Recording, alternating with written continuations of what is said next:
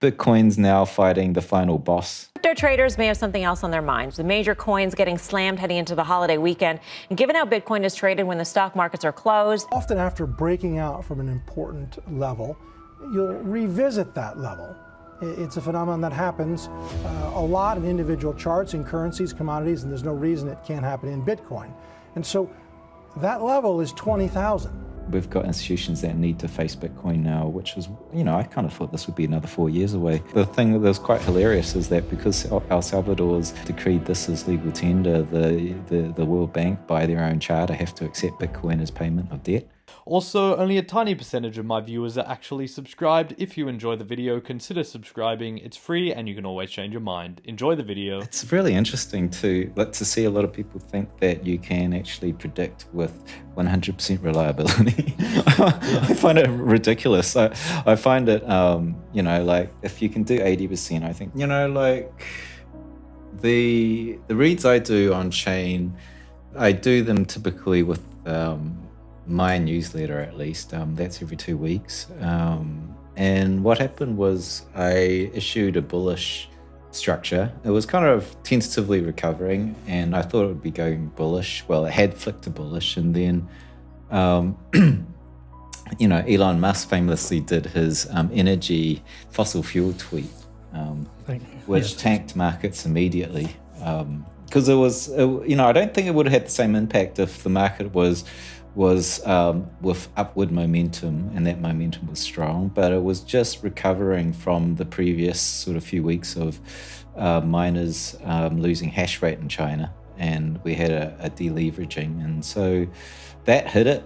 And then I came out with a forecast that was ridiculously bearish. I said this is just tidal waves of coins hitting the exchanges for selling, and I said it would take possibly months to recover. But unfortunately, I think a lot of people were leveraged and lost money, and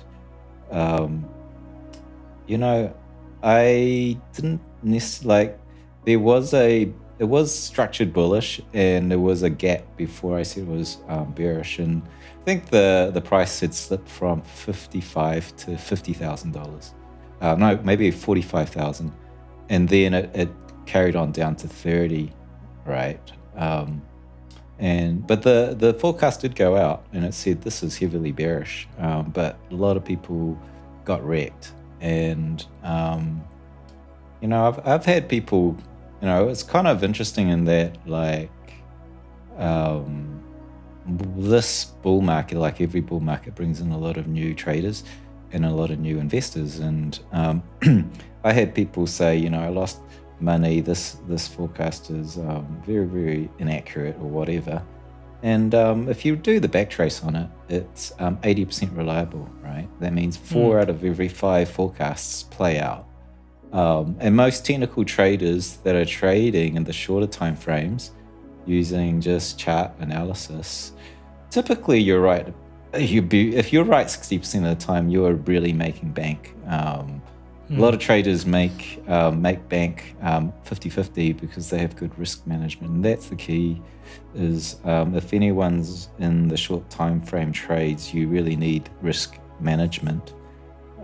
So that's how I got a lot of flack over that rundown, but also like you'll get flack anyway, because when price is bearish, the markets go very, very emotional. So yeah, like I remember the 2018 bear cycle, I was the one saying this is bearish, and I got masses of flack from being right.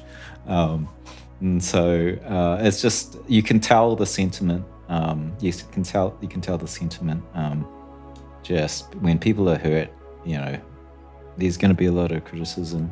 And so it does have an advantage right now, but I even think that's going to get less and less reliable because, like it's just a new field. Not everyone's looking at it, but eventually the signal will start to be a lot harder to read as the whole market you know, it's all about information asymmetry. Yeah, and even that is bullish, right? That's like, oh, great, the whole network got more decentralized.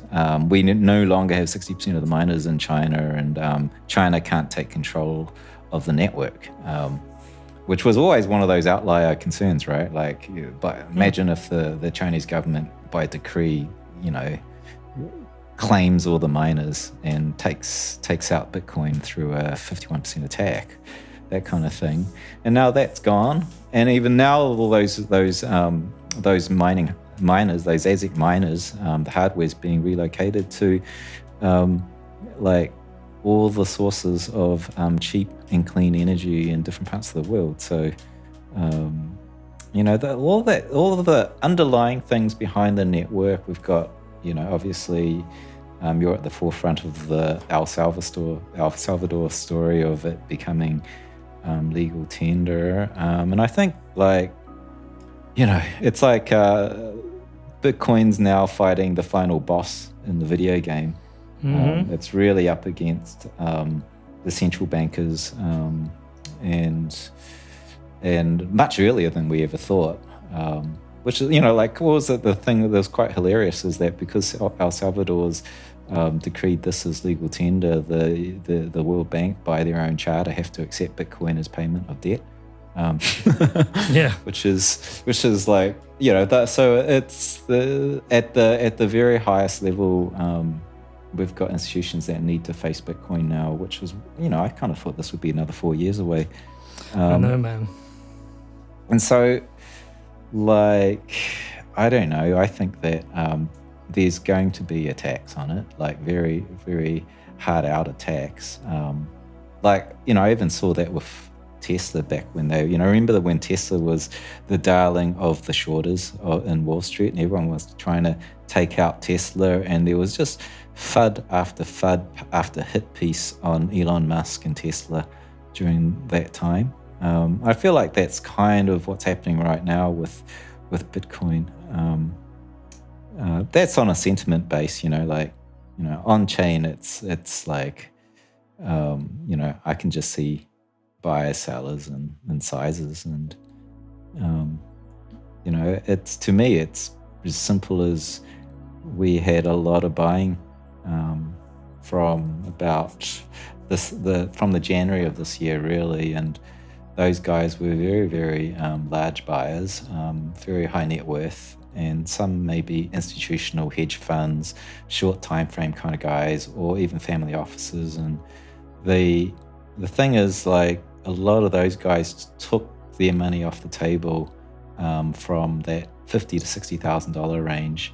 And so all those coins just ended up on the market. So they were dumped out, ended up, you know, like, you know, having the inventory on the exchanges, the speculative inventory, just go up. So I imagine just for every coin that's sold, obviously, there's a buyer. So I guess speculators bought those coins. And now we're in a very speculative phase. And those coins are slowly being reabsorbed by long-term holders, slowly, you know.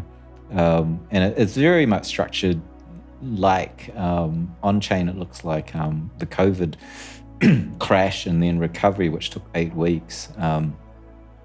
We had like a massive dump out of what looked like long-term holders, those people that bought, you know, up to 6 months ago, and they sold for the very first time, unloaded their coins, and the buyers are smaller guys. It's retail, and we're not seeing, unlike the coins are moving to stronger hands, long-term investors, but we're not seeing the same amount of you know, pure rate of coins moving off the exchanges into cold storage like we saw in COVID.